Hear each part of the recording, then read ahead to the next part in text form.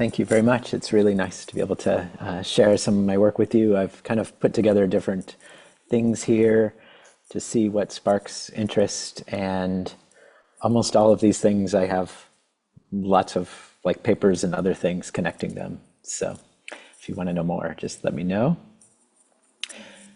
Okay, wait, I need to move this a little bit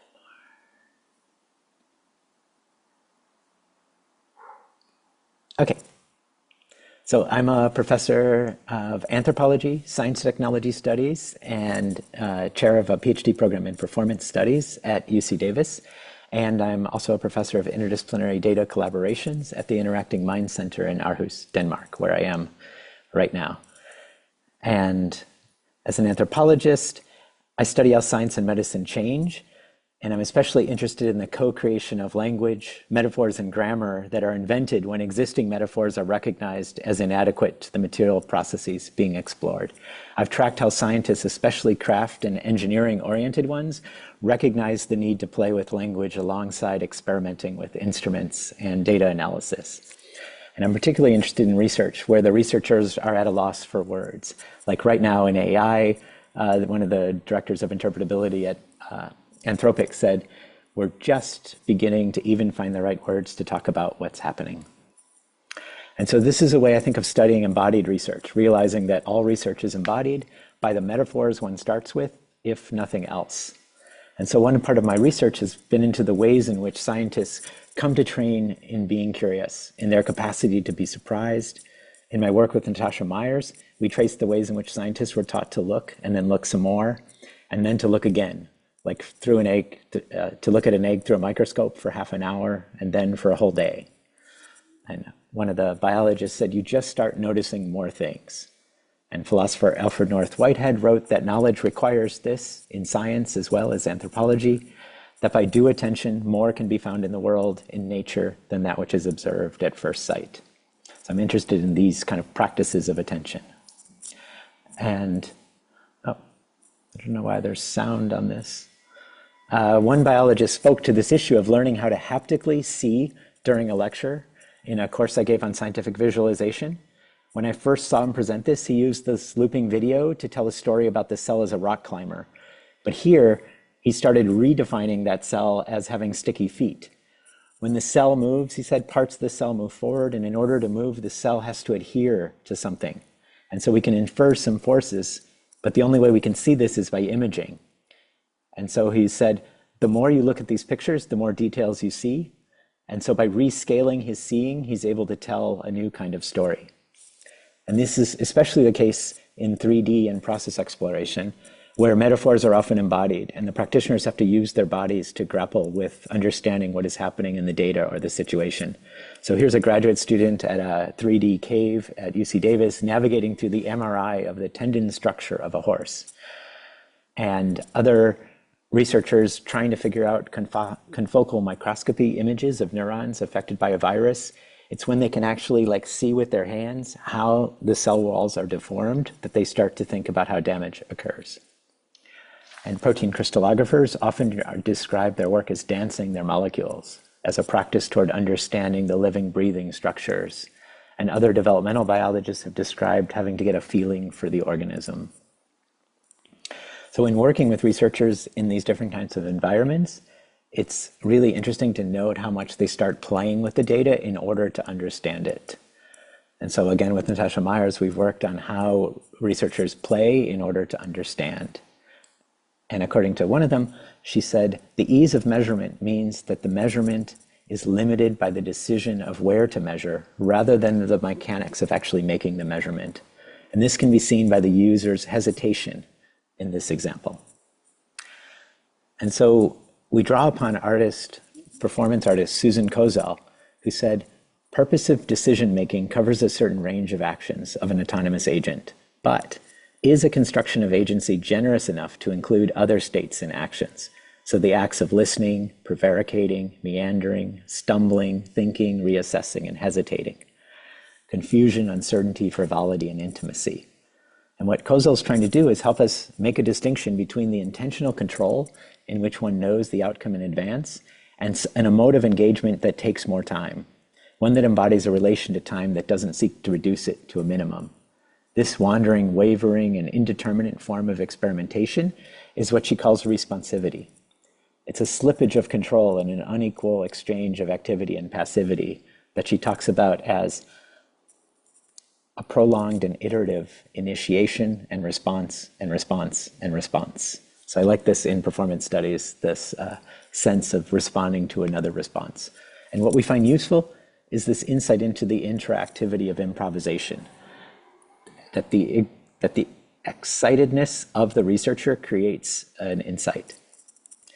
So when we look at how experimentalists talk about their experiences of responsivity, we notice that even when it's the core of their insight, they have trouble communicating their insight to others. They speak in a voice that's often interesting to decipher. The early 20th century medical researcher Ludwig Fleck described discovery as a relation of active living intervention, a reshaping and being reshaped, in brief, a creation. So it's a strange voice. It reveals something other than the active voice, I moved it, or a passive voice, it was moved by me. In these voices, the subject is exterior to the action, whether active agent or passive non-agent.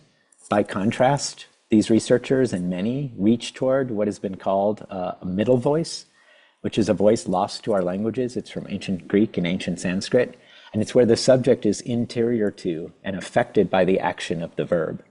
And there are many terms invented by social scientists and other scientists to talk about this, like interactivity, co-production, and so on. And in all of these, what's interesting is the actors are themselves at stake, entangled with their objects and instruments. So I connect this to work by anthropologist and feminist researcher Donna Haraway, in which we can notice that it matters for science the stories we tell stories with. And I think your whole lab does this. The images we imagine with, the metaphors we analogize with, and the kinds of practices we practice with. So I'm interested in also the intentional practice of doing, thinking, writing, reading, noticing, and learning. So if now I can kind of jump to another part of my work, stepping into history, the neuroexistentialism is a term I started playing with while researching the early history of computing and the work of Warren McCulloch, the chair of the Macy Cybernetics Conferences. And I'll leave a lot of these details, but I want to start with a sign on the door to McCulloch's lab, which was experimental epistemology. So among other things, McCulloch worked with Walter Pitts on what became the first paper on neural nets. It was called The Logical Calculus of Ideas Immanent in Nervous Activity. And they took the nervousness of the nets quite literally. Pitts had used Rudolf Carnap's logical calculus of the world, but he doubled it, adding temporal markers to the calculus to create temporal propositions that could be formally equivalent to idealized neural activity. So in the top left diagram, if neuron 1 fires at time t minus 1, then neuron 2 fires at time t. And with this technique, they proved that neurons could be Turing machines in terms of calculability. And that was enough for the paper. But the conclusion, I think, is more startling and little discussed. To understand such a neuronal circuit, one cannot just look at it. And this is crucial. And McCulloch, in a lot of his work, insisted one must take the perspective of the net itself.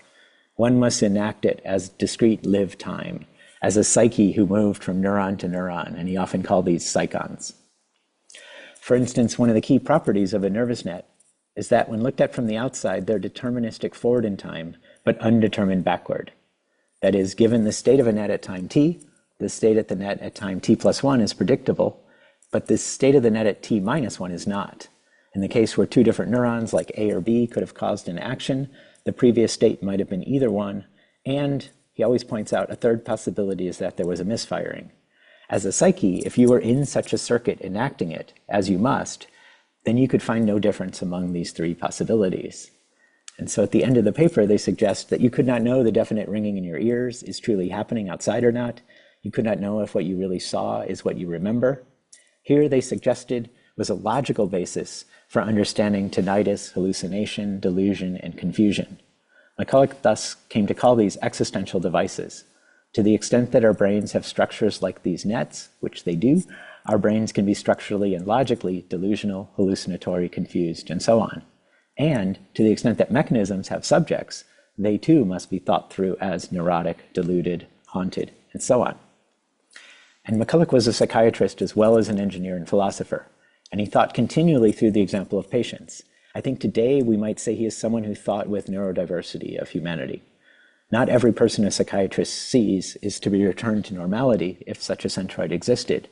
Rather, they were seen by McCulloch as part of the space of possibility for psychological and sensorial functioning that might be helped by thinking through functional forms of circuits. So he coined this term, this process of investigation, experimental epistemology, and it involved asking about the existential being of mechanisms and the mechanistic being of subjects. In one paper, he explored a topology of circular preferences. If you are in it, and at this moment you prefer A, then the next moment you'll prefer B over both A and C. And then once you have B, you'll prefer C, and so on in an endless loop. He pointed out that these neural topologies are easy to build with circuit materials, and they've been identified in brains. And then he wondered in this paper whether such a circuit, should it be at the heart of our motivational structure, would put us on an endless treadmill, preferring love to leisure, leisure to work, and work to love in a never-ending yet always motivated cycle.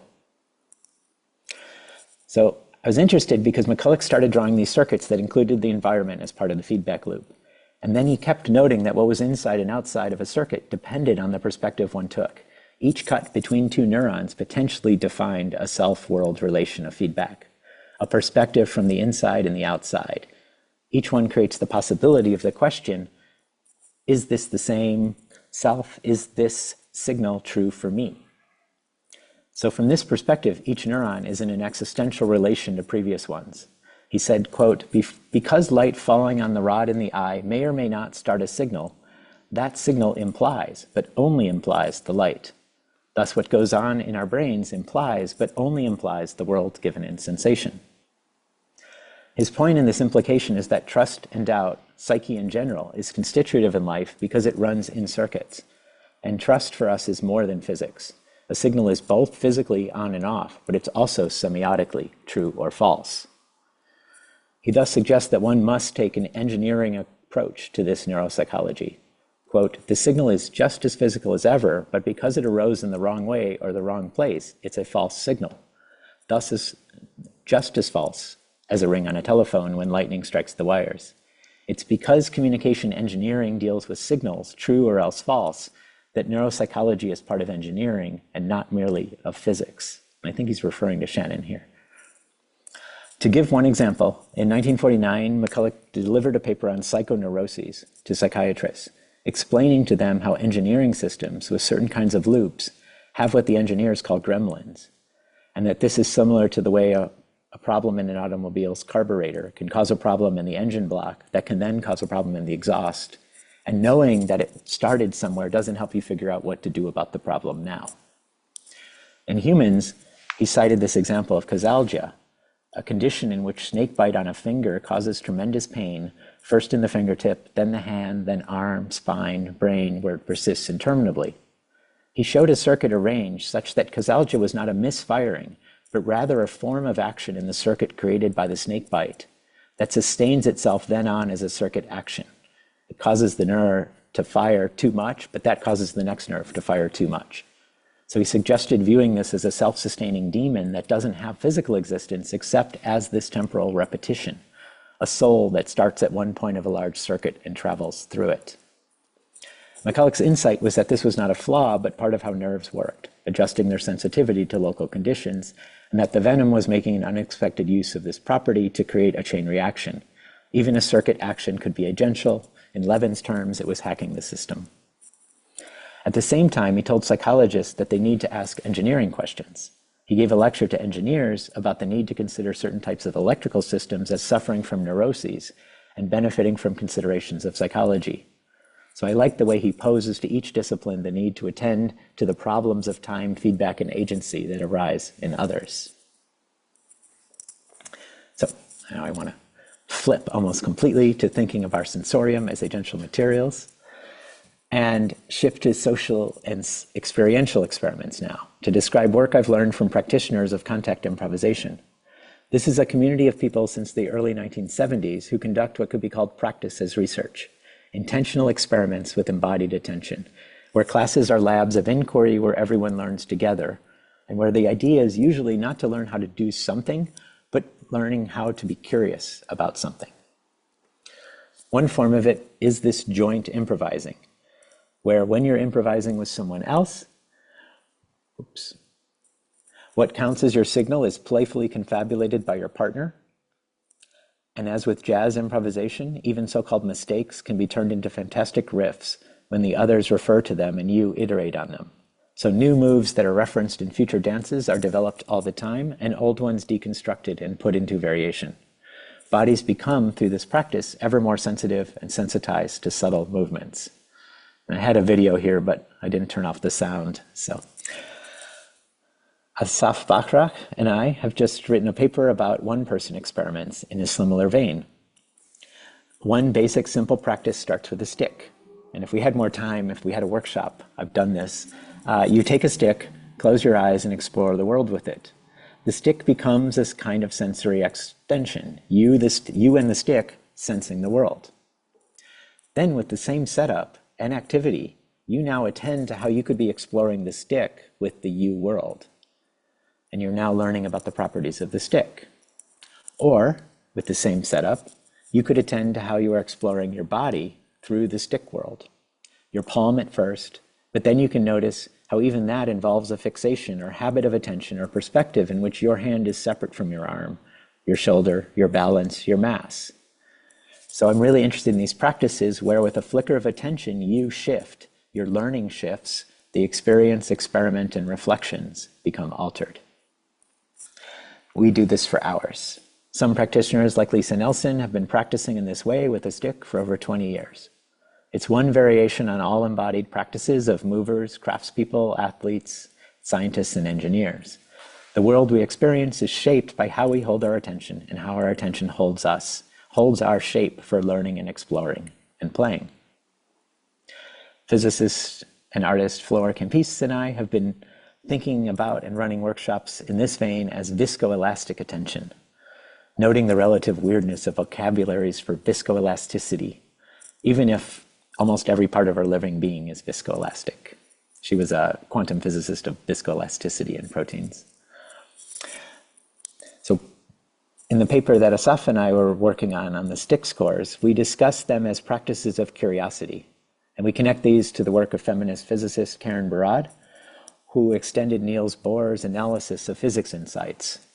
Bohr claimed that the apparatus itself was a perspective choice.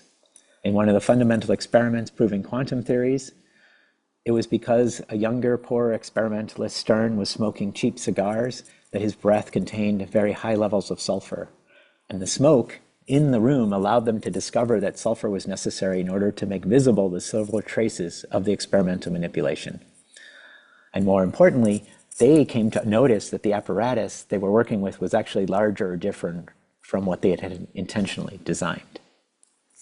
As Barad writes, apparatuses are not static laboratory setups, but dynamic sets of open-ended practices, iteratively refined and reconfigured. And I'm interested in the playfulness of these moments, the accident of smoke revealing quantum moments, and how that becomes noticed for how ground can become figure. And then I want to ask, can we train in accidents? So thinking about improvisational research within science, our sensorium and agential play. So I want to go to this surprising moment of surprise and play in this neuroscience lab in 1959. Neuroscientists working to understand the frog's eye and finding something quite surprising, crazy even. This was Jerome Levin, Maturana, McCulloch, and Pitts trying to figure out what particular neurons cared about. They said, we analyzed the activity of single fibers in the optic nerve of a frog. It said their method was to find what sort of stimulus caused the largest activity in one nerve fiber and then what's exciting about it.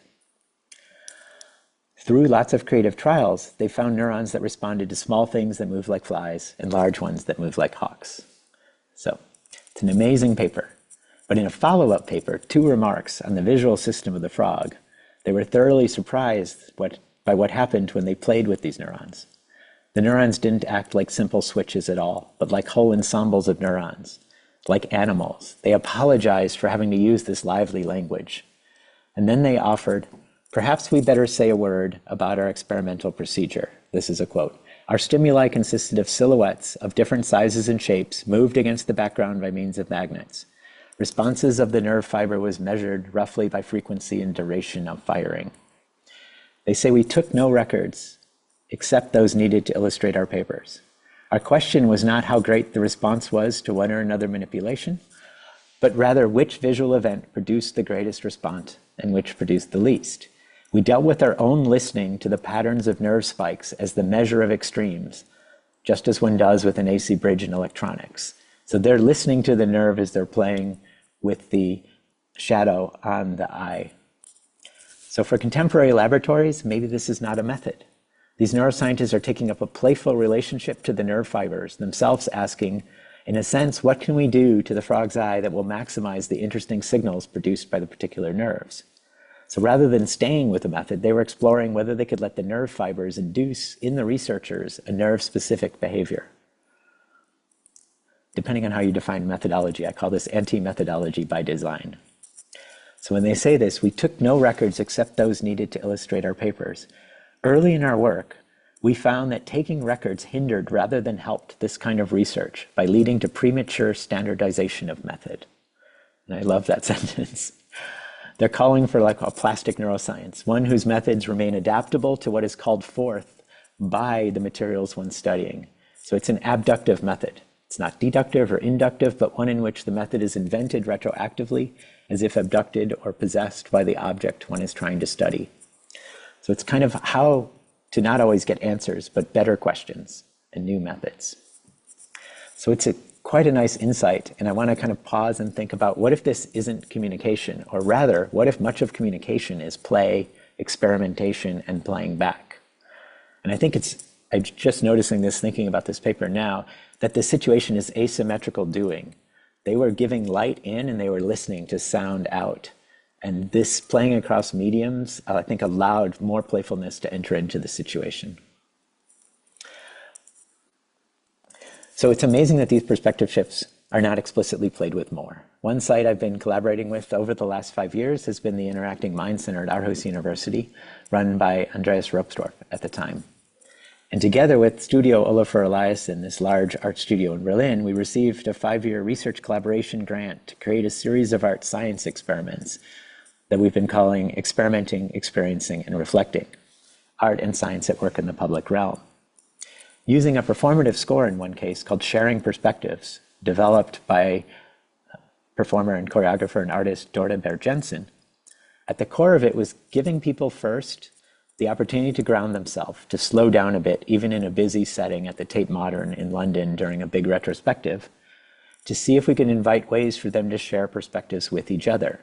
And this ended up changing the way people met each other and how they experience art and togetherness. So first we would ask people to move at the speed of their attention and to take 15 minutes to find positions, 3 positions that they enjoyed, and then to come back, find a partner, and share those 3 positions with them non-verbally for a minute each, joining next to them after you show them the posture to get into. And just this little thing was quite surprising on many levels. In interviews, one person said, not only seeing it, but taking the same physical position as the other person, it was completely different.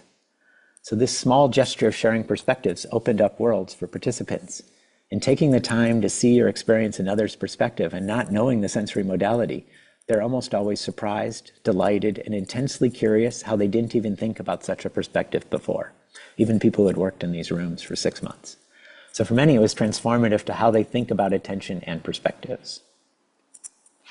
I think of scores like this maybe as treating people as agentive materials, in pedagogy as treating students as agentive materials.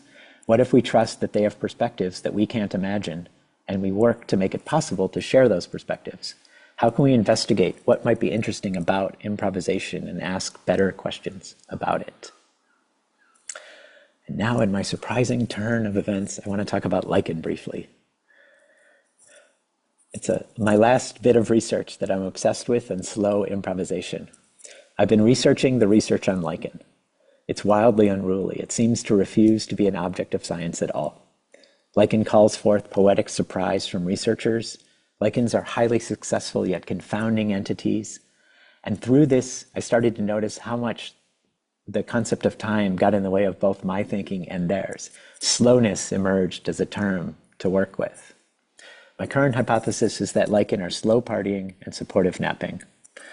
And I don't have enough time here to show how much more useful this language is, but I want to point to some of the limits of understanding lichen. Slowness, I've learned, is one of their superpowers. It also makes it really hard to study. Some lichen grow 1 millimeter every 100 years. Some lichen are 9,000 years old. So we are a blip.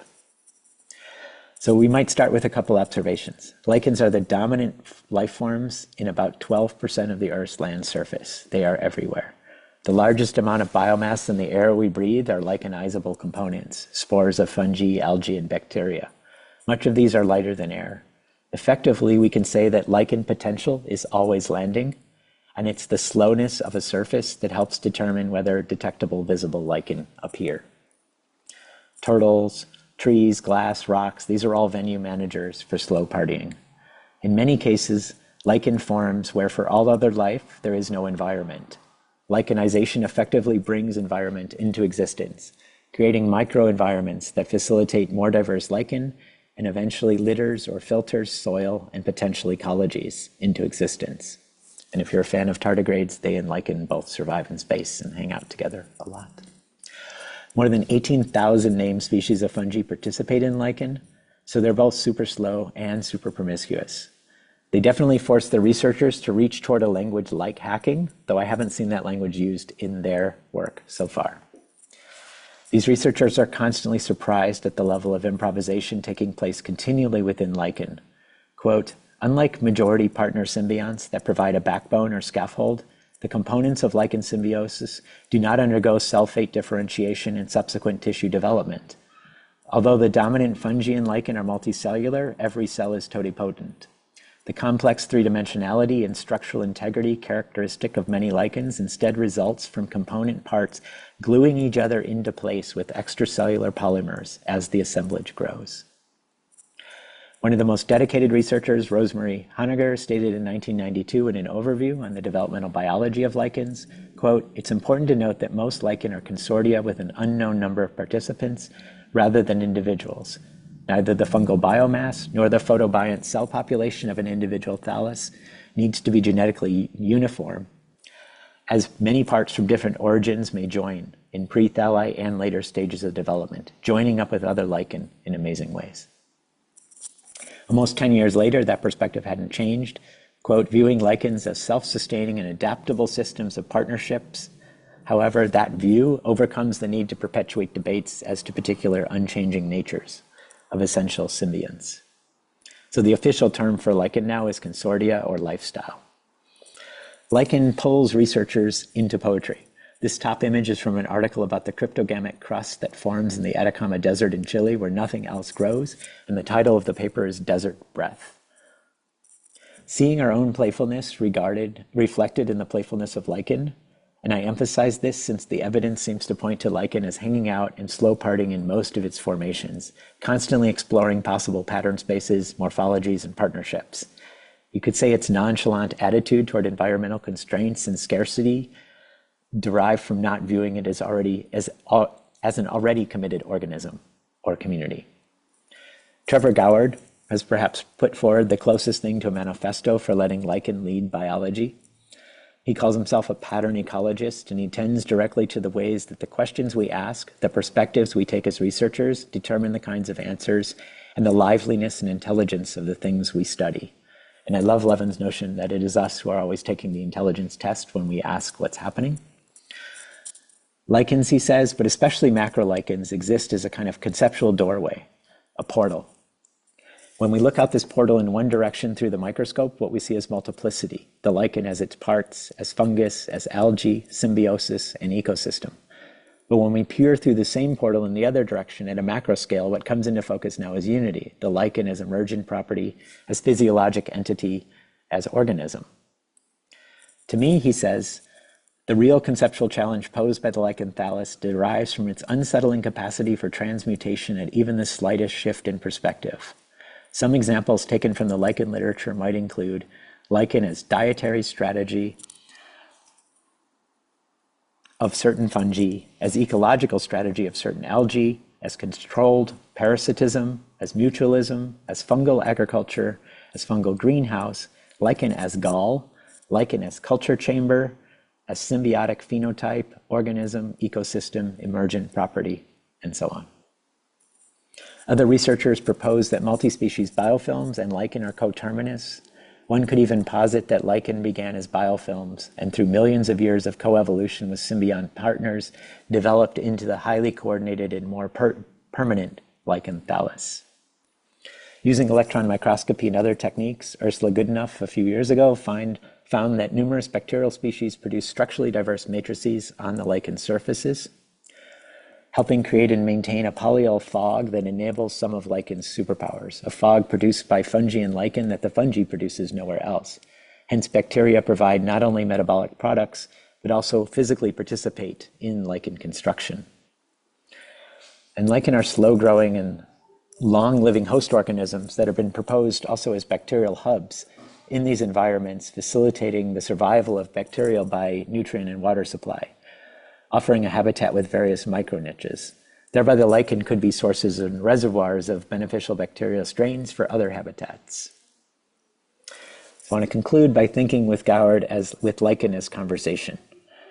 So returning to this question of hacking, playing, and conversing, the language with which we language agency.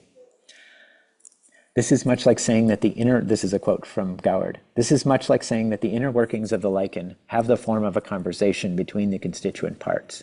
For the lichen truly is the conversation of which the constituent parts are the participants and the thallus the outward physical manifestation. Here it helps to recall that though they look and behave like organisms, nevertheless operate as systems. This means, for example, that it's not quite right to say that lichens grow. As a matter of fact, plants and animals and fungi hyphae all grow, but lichen thalli elaborate. Lichens are more like a good conversation, each following its own internal logic, no two thalli coming out quite the same. So with that, I want to conclude and open up for conversation.